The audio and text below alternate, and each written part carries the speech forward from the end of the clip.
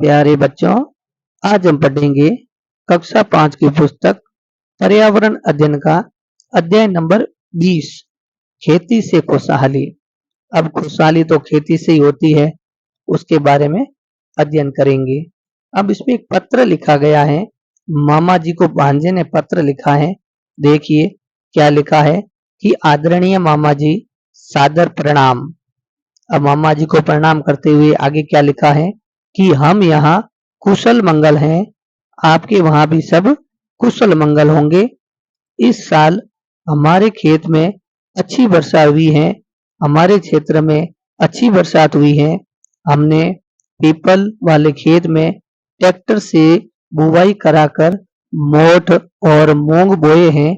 मूंग व मोठ के बीज पिछले साल बचा कर रखे थे।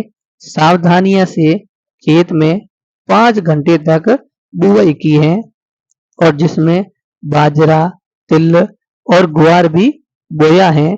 तिल के बीज सहकारी समितियों से लेकर आए थे तथा बाजरा व ग्वार के बीज बाजार से लाकर आए थे और हमने खेत में बोए हैं और हमारी जो फसल है अभी अच्छी दिख रही है। हमने निराई गुड़ाई भी कर दी है और आजकल तो हम खेत में ढाणी बनाकर रह रहे हैं। खेत में एक बिजू का भी खड़ा कर दिया है जो दूर से आदमी जैसा लगता है। इसे देखकर जीव और जानवर भाग जाते हैं। नाना जी नानी जी को पगे लागना। माँ ने कहा है कि फसल कटाई पर आप जरूर जरूर पधारना। अब देखिए इसमें जो बिजू का कहा गया है, बिजू का कहते हैं खेत के बीचों बीच में एक कपड़े का बनाकर बिजू का रखता है जिसे जानवर देखकर भाग जाते हैं। ऐसा लगता है जैसे कोई इंसान खड़ा है, उसे बिजू का कहते हैं। और मामा जी को अपने खेत की बधाई देते हुए कहा कि बहुत अच्छी फसल हुई है और हमने बीज जो आधे सहकारी समिति से लाए थे और आधे हैं जो बाजार से खरीद के लाए थे और अब वो खेत हरा भरा अच्छा लग रहा है। और मैं आपका भांजा छगन लाल आपको पत्र लिखकर बधाई दे रहा हूँ। अब आगे पता कीजिए और लिखिए कि छगनलाल के खेत में मोठ, मूंग, तिल, बाजरा आदि बोया है। आपके आसपास कौन कौन सी फसलें बोई जाती हैं? तो छगनलाल की तरह ही हमारे आसपास में गेहूं, चना, सरसों, बाजरा, तिल, ज्वार, गवार आदि फसलें बोई जाती हैं। अब आगे है कि फसल बोने के लिए बीज कहाँ कहाँ से लाते हैं। तो जैसे छगनलाल लाया था वैसे फसल बोने के लिए बीज बाजार से अथवा सहकारी समिति से लाया जाता है। अब अपने पास एक प्रश्न है कि औजार क्या होता है। अब औजार सभी के अपने अपने होते हैं। जैसे खेतों के लिए अलग औजार होते हैं, धंधे करने वाले जो होते हैं कारीगर उनके अलग औजार होते हैं, मगर अपने यहाँ औजार हैं वो खेती के औजार हैं जो खेतों में काम आने वाले औजार हैं। तो खेती के औजार हैं।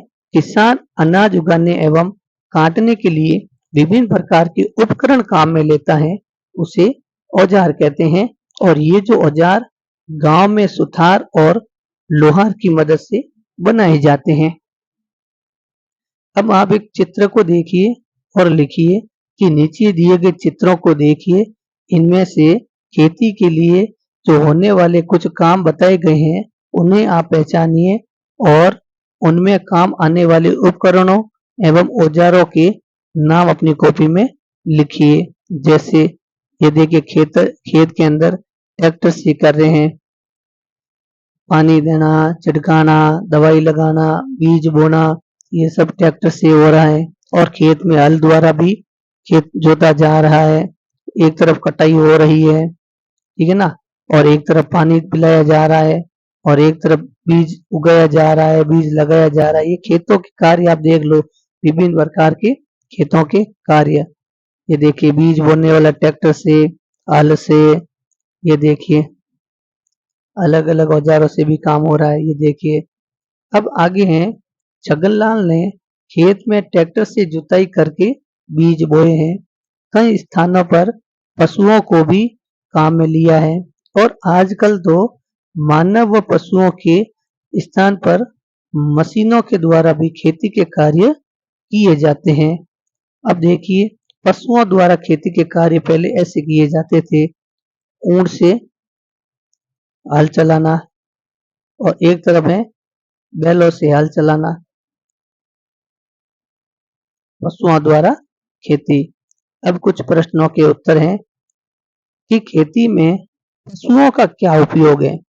तो पशुओं से खेतों में जुताई का काम कराया जा रहा है।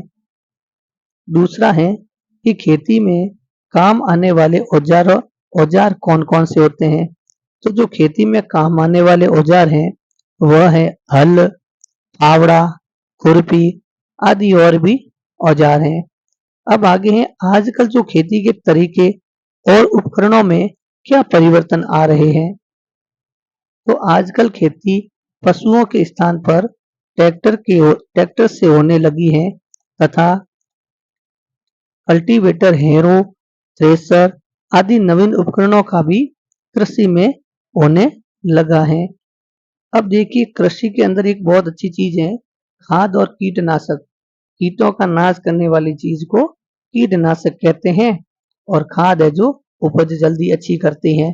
उसके बारे में अध्ययन करेंगे कि खेतों में अच्छी फसल प्राप्त होने के लिए खाद का उपयोग किया जाता है।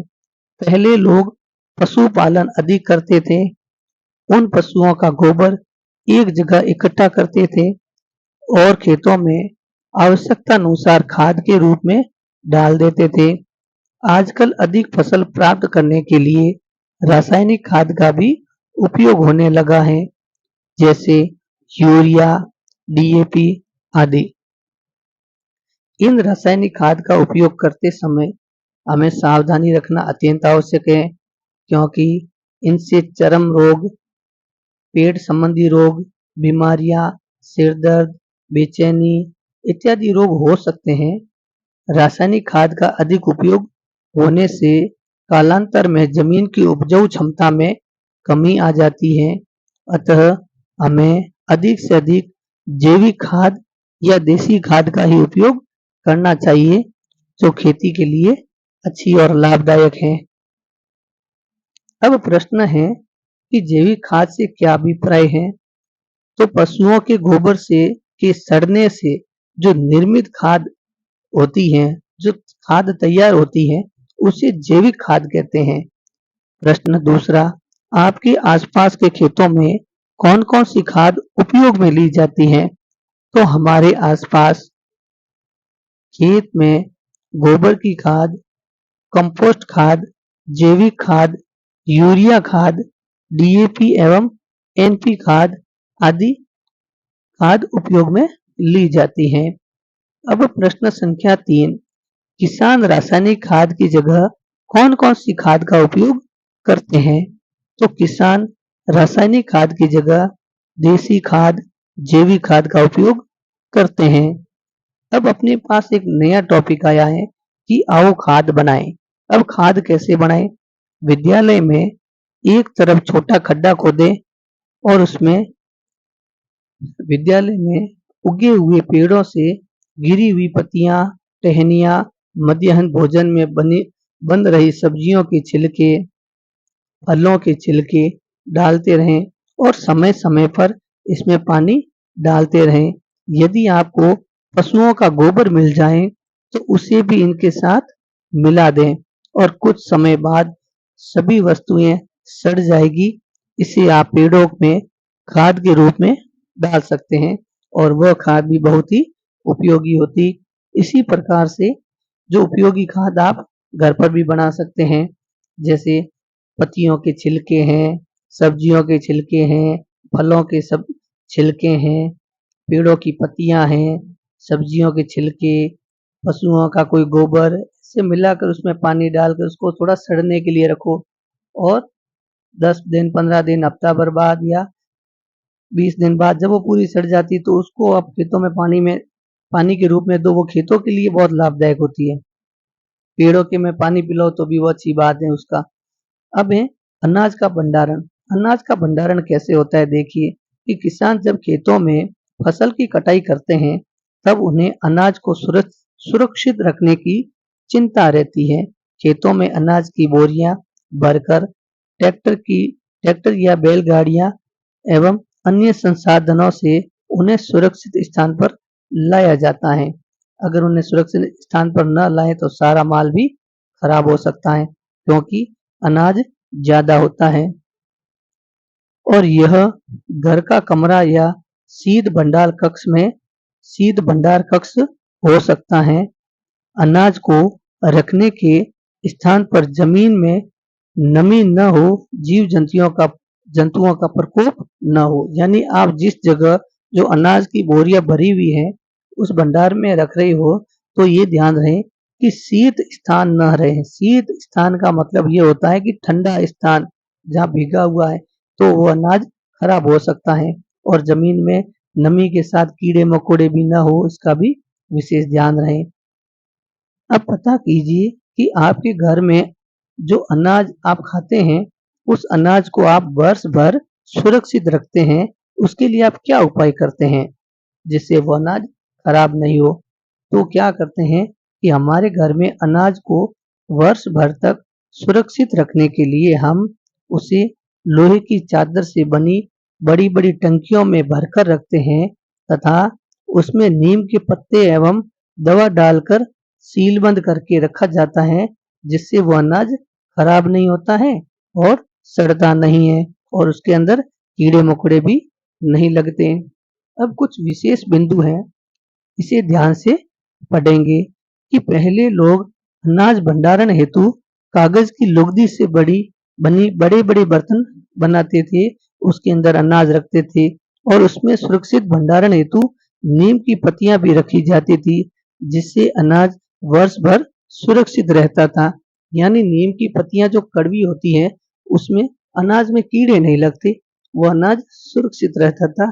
और जो कोठी होती थी, वर्तमान की कोठियां लोहे की चद्दर, स्टील की चद्दर की बनी होती हैं, मगर पहले कागज की लुगदी से बने हुए जो बड़े बड़े बर्तन होते थे, कोठियां होती थी, उसके अंदर अनाज को रखा जाता था और साथ में नीम की पत्तियां और डालकर भी रखा जाता था।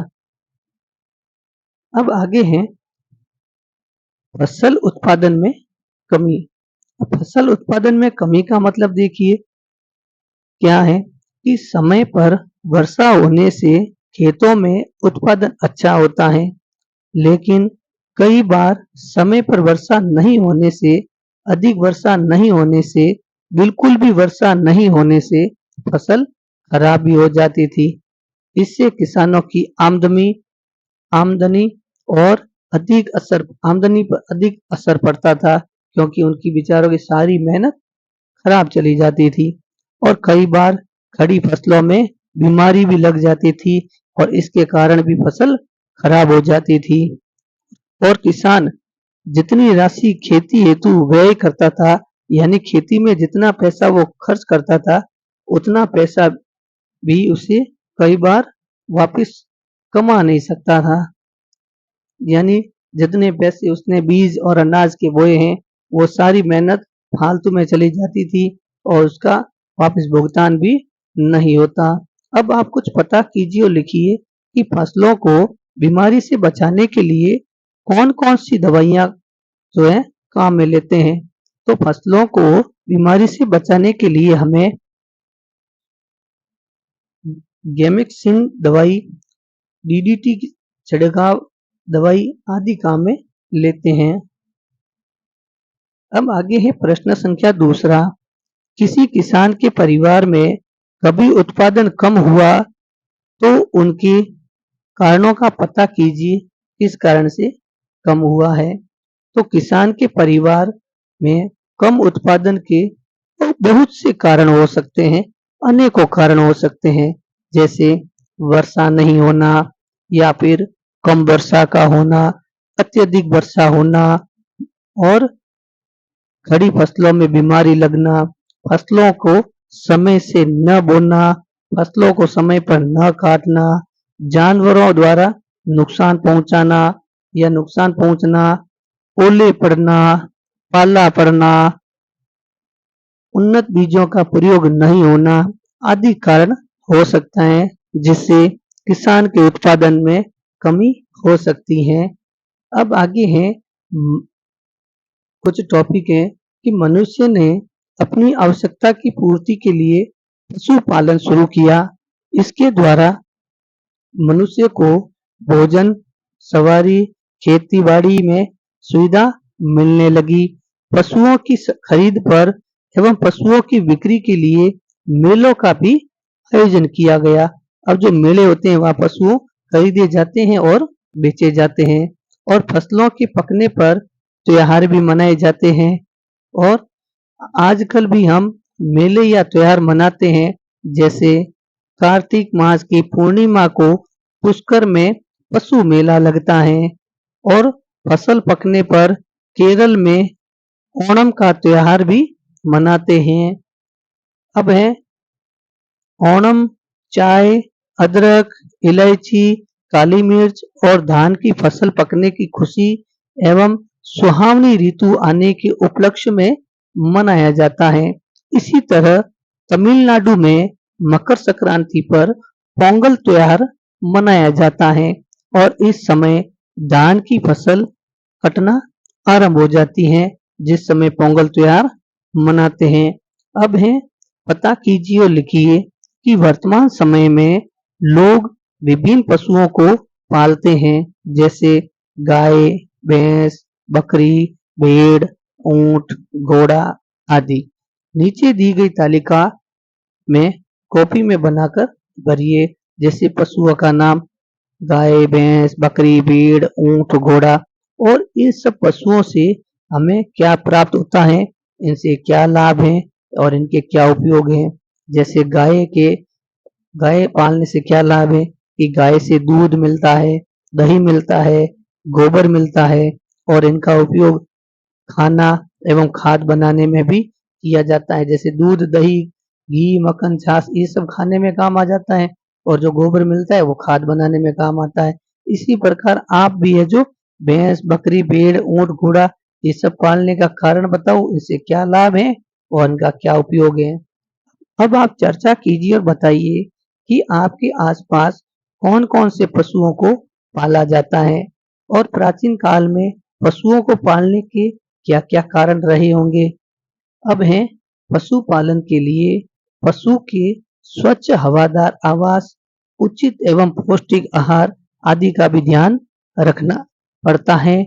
जिससे क्या होता है, पशु सुरक्षित एवं हष्ट-पुष्ट रहे। अगर उनका ध्यान नहीं रखेंगे तो पशु भी बीमार होते हैं। जिस प्रकार इंसान बीमार होते हैं वैसे वैसे जानवर भी बीमार पड़ते हैं। इंसानों के रोग लगता है वैसे वैसे जानवरों के भी रोग लगता है।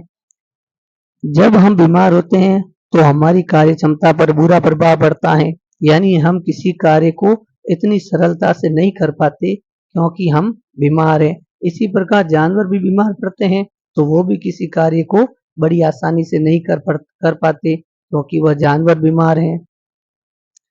तो उनकी कार्य क्षमता एवं उत्पादन आदि पर बुरा प्रभाव पड़ता है। पशुओं को विभिन्न रोग होते हैं। अब जैसे पशुओं को होने वाले रोग कौन से, जैसे मुंह पका, खुर पका, थनैला आदि रोग पशुओं के रोग हैं। अब ये पता कीजिए और लिखिए कि आपने आसपास की गौशाला में जाकर देखिए कि गौधन के लिए किस किस प्रकार की व्यवस्थाएं की गई है। यानी जो गौशाला में आप जाकर देखिए कि उनके लिए चारे पानी की व्यवस्था, रहने की व्यवस्था, जैसे सर्दी गर्मी की व्यवस्था किस प्रकार से की गई है उनके बारे में आप जाकर देख सकते हैं। तो इसका उत्तर है कि हमारे पास की गौशाला में सैकड़ों गायों के लिए एक साथ चारा, खाने तथा रहने की उचित व्यवस्था की गई है। इसमें साफ सफाई की भी उचित व्यवस्था की गई है। पानी पीने के लिए इंजन से टंकियां भर दी जाती हैं और दूध निकालने के लिए भी मशीनें लगी हैं। गायों को हरा चारा, चोकर तथा भूसा उचित मात्रा में खिलाया जाता है। यानी कि न तो अधिक खिलाया जाता है और ना ही कम खिलाया जाता है। आवश्यकता अनुसार उन्हें भोजन और अच्छा भोजन जो उनका चारा और भूसा उचित होता है वह आसानी से अच्छे तरीके से दिया जाता है तथा उन्हें रोज चारागाह में चरने के लिए ले जाया जाता है और गायों के बच्चों के लिए रहने के लिए एवं देखभाल के लिए भी अलग से व्यवस्था की गई है और गौशाला में एक पशु चिकित्सक भी उनकी देखभाल हेतु हर समय रखा जाता है कि उन्हें किसी प्रकार की कोई तकलीफ या बीमारी न हो। अब आगे है प्रश्न संख्या दूसरा, पशुओं को रोग होने पर पशुपालक क्या करते हैं? तो पशुओं को रोग होने पर पशुपालक उन्हें तुरंत पशु चिकित्सक को दिखाते हैं। यदि आवश्यक हो तो वे उस पशु को पशु चिकित्सालय भी ले जाते हैं, जहां पशुओं का उचित प्रकार से इलाज किया जाता है।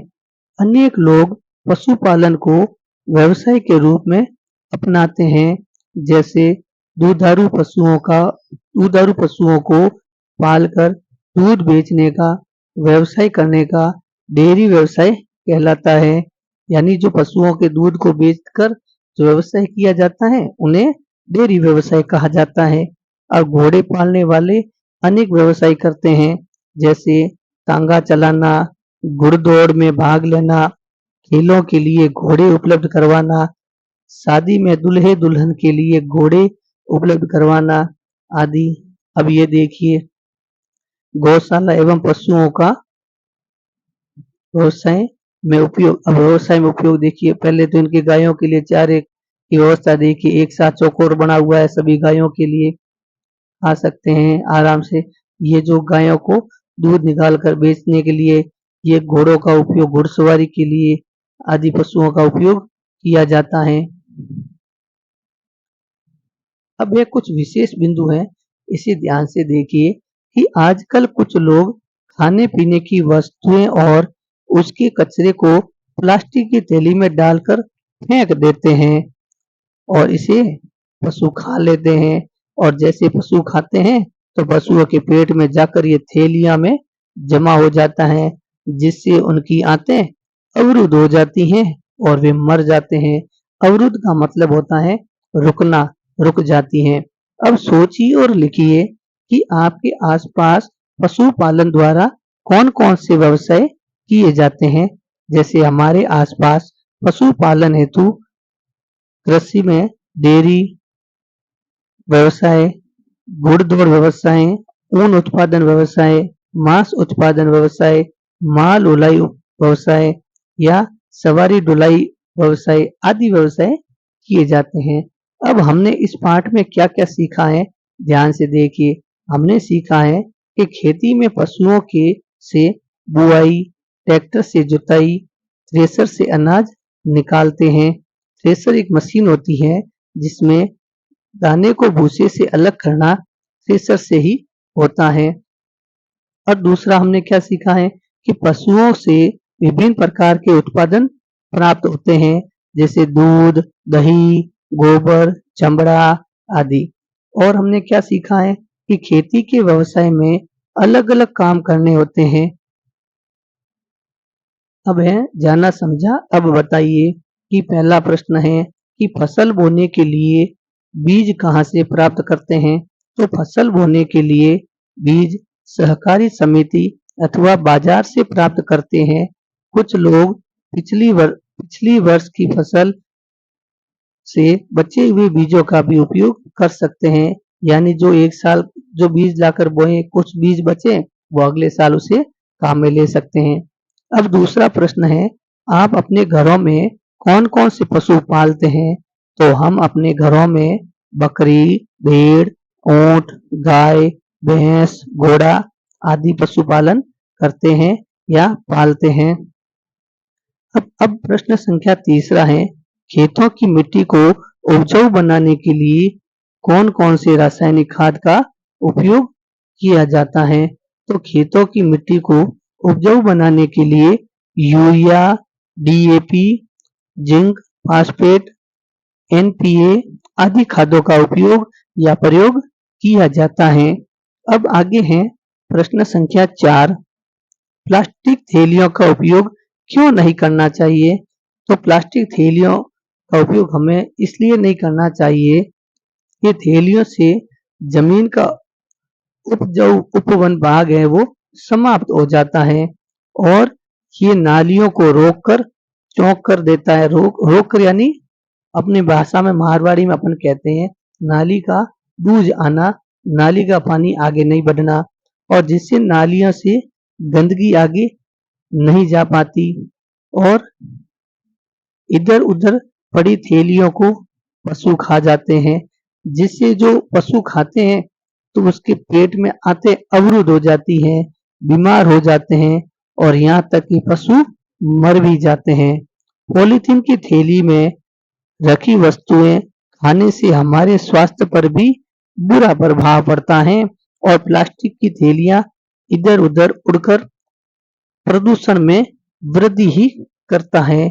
यानी कि प्लास्टिक की थैलियों से नुकसान ही नुकसान है, किसी प्रकार का कोई फायदा नहीं है। अगर आप उसे सड़क पर फेंकोगे तो भी नुकसान है, नाली में फेंकोगे तो भी नुकसान है, अगर उसे जलाओगे तो भी नुकसान है, अगर मिट्टी में दबाओगे तो भी नुकसान है। इसलिए जितना हो प्लास्टिक का उपयोग हमें नहीं करना चाहिए, हमें प्लास्टिक का उपयोग छोड़ देना चाहिए और उसकी जगह कपड़े या कागज का उपयोग करना चाहिए। Subscribe, like, share, comment. तो प्यारे बच्चों, जय हिंद, जय भारत।